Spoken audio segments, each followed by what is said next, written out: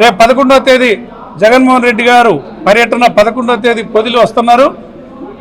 రైతాంగానికి మేలు జరగాలని గవర్నమెంట్ మీద ఒత్తిడి తీసుకొచ్చి ప్రభుత్వ ఏజెన్సీల ద్వారా మద్దతు ధరతో కొనిపిస్తే కానీ ఈ సంవత్సరం రైతులు బయటపడరు, లేదంటే ఆత్మహత్యలు పాలవుతారని గతంలో కూడా చంద్రబాబు నాయుడు ప్రభుత్వంలో ఇదే మాదిరిగా మన జిల్లాలో 6 ఆత్మహత్య చేసుకున్నారు నష్టపోయి.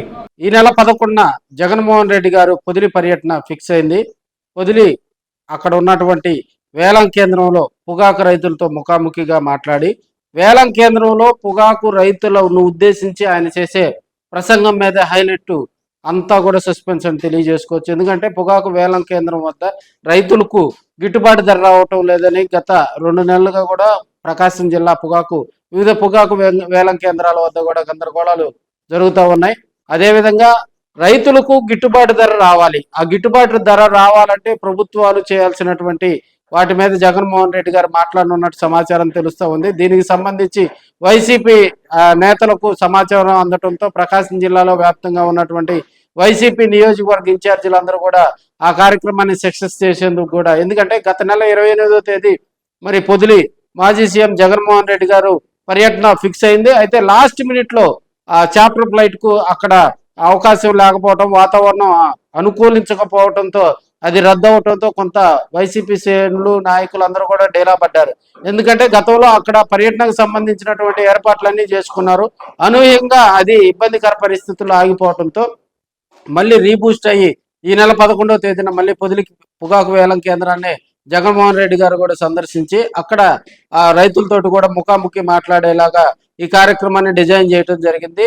మార్కాపురం కాన్స్టిట్యున్సీలో ఉన్నటువంటి పొదిలికి పశ్చిమ ప్రాంతంలో కూడా వైసీపీ కొంత దూకుడుగా ముందుకెళ్లేందుకు కూడా, ఎందుకంటే దర్శి కాన్స్టిట్యున్సీ దగ్గరగా ఉంది. బూచేపల్లి శివప్రసాద్ రెడ్డి జిల్లా అధ్యక్షుడు ఉన్నాడు, ప్లస్ ఆయన ఆ కాన్స్టిట్యున్సీకి దగ్గరగా ఉన్నారు. అదేవిధంగా ఆ కార్యక్రమానికి భారీగా ప్రకాశం జిల్లా వ్యాప్తంగా ఉన్నటువంటి రైతులందరూ అక్కడ సమీకరించి అక్కడ పొదిలి యార్డు వద్ద కూడా రైతులతో ముఖాముఖిగా మాట్లాడించి అక్కడ గిట్టుబాటు ధర కోసం కూడా జగన్మోహన్ రెడ్డి గారు మాట్లాడే విధంగా ఈ కార్యక్రమాన్ని డిజైన్ చేయడం జరిగింది. త్వరలో ఈ కార్యక్రమానికి సంబంధించి ఆయా కాన్స్టిట్యున్సీలో కూడా కార్యకర్తలందరితోటి మమేకం అయ్యేటట్లు వాళ్ళకి అవగాహన కల్పించే విధంగా నియోజకవర్గ ఇన్ఛార్జీలందరితోటి కూడా త్వరలో దీనికి సంబంధించినటువంటి కార్యక్రమాన్ని రూపొందించినట్టు సమాచారం తెలుస్తా ఉంది. ప్రకాశం జిల్లాలో ప్రధానంగా వాణిజ్య పంటగా కూడా పొగాకు.